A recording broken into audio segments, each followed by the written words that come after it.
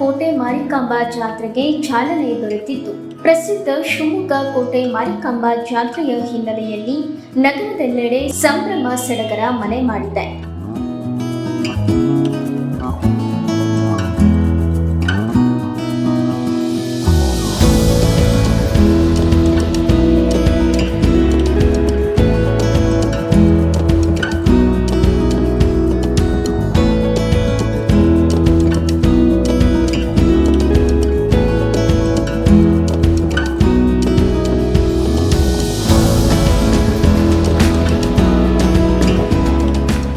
ಮಾರಿಕಾಂಬಾ ಜಾತ್ರಾ ಮಹೋತ್ಸವವು ಫೆಬ್ರವರಿ 24ರಿಂದ 28ರವರೆಗೆ ಅತ್ಯಂತ ಸಡಗರದಿಂದ ನಡೆಯಲಿದೆ.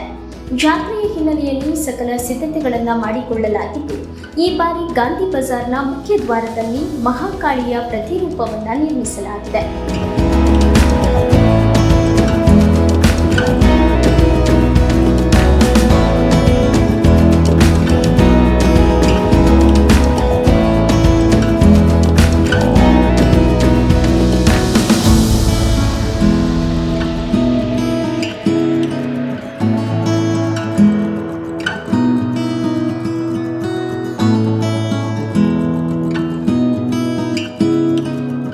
ದೇವಿಯ ಮೂರ್ತಿ ಪ್ರತಿಷ್ಠಾಪನೆ, ಸಾಂಸ್ಕೃತಿಕ ಕಾರ್ಯಕ್ರಮಗಳು ಮತ್ತು ಪಂದ್ಯಾವಳಿಗಳು ಈ ಜಾತ್ರೆಯ ಪ್ರಮುಖ ಆಕರ್ಷಣೆಗಳಾಗಿವೆ. ಮಾರಿಕಾಂಬಾ ಜಾತ್ರಾ ಸಮಿತಿಯ ಅಧ್ಯಕ್ಷರಾದ ಎಸ್.ಕೆ. ಮರಿಯಪ್ಪನವರು ಈ ಕುರಿತು ಮಾತನಾಡಿದ್ದಾರೆ. ಮಾರಿಕಾಂಬಾ ಜಾತ್ರೆ ನಾಳೆಯಿಂದ ಪ್ರಾರಂಭ ಆಗ್ತಾ ಇದೆ.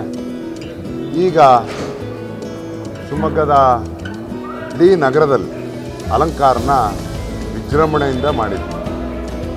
ತಾವು ನೋಡಿರ್ಬೋದು, ಲೈಟ್ ಆಗಲಿ, ಇಲ್ಲಿ ಒಳಗಡೆ ದೇವಸ್ಥಾನ ಮುಂಭಾಗದಲ್ಲಾಗಲಿ, ಒಳಗಡೆ ಆಗಲಿ, ಇವನ್ನೆಲ್ಲ ನೋಡಿದ್ರೆ ಇನ್ನೂ ಯಶಸ್ವಿಯಾಗಿ ನಡೆಯುತ್ತೆ. ಹೋದ ಬಾರಿಗಿಂತ ಈ ಬಾರಿ ಇನ್ನೂ ಯಶಸ್ವಿಯಾಗಿ ನಡೆಯುತ್ತೆ ಅನ್ನೋದೊಂದು ಆಶಾಭಾವನೆ ನಮಗೆ.